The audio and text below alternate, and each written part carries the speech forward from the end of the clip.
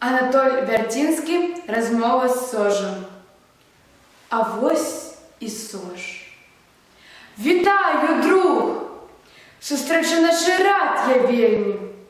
Заўсёды рада я. Дарэчы, сустрэчы з рэчкай, з ручаём. Так адчуваю пры сустрэчы, нібы в адной сям'і жывём. Я братам родны ці стрыечны.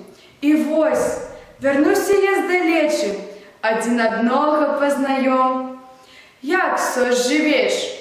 Як, сож, плывеш? Гляджу, трымаешся належна. Таго ж кірунку, тых жа меж, не знаеш нашага бязмежжа. Гляджу, не гонішся за модай, а з годнасцю раўнінных рэк спакойна, вольна коціш воды. І гэта ў атамны наш век, і гэта ў час наш ліхаманкавы, калі ўсё з хуткасцю маланкавай бяжыць, мяняецца, цячэ. Парой цячэ не ў тым ручве. Ты малайчына, твой спакой гаворыць, што ты робіш справу не дзеля выгады якой, не на паказ і не на славу.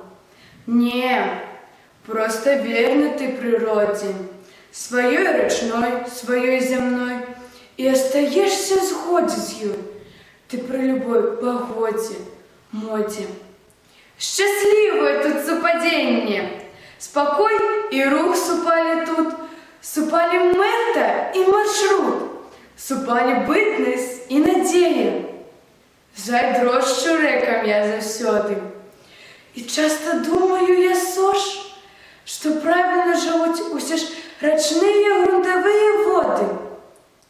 Сож, навучы мяне, як быць, каб аставацца ў сваім рэчышчы, да свайго мора вольна плыць, спакойна плыць да сваёй вечнасці. Сож маўчаў, і ноч маўчала.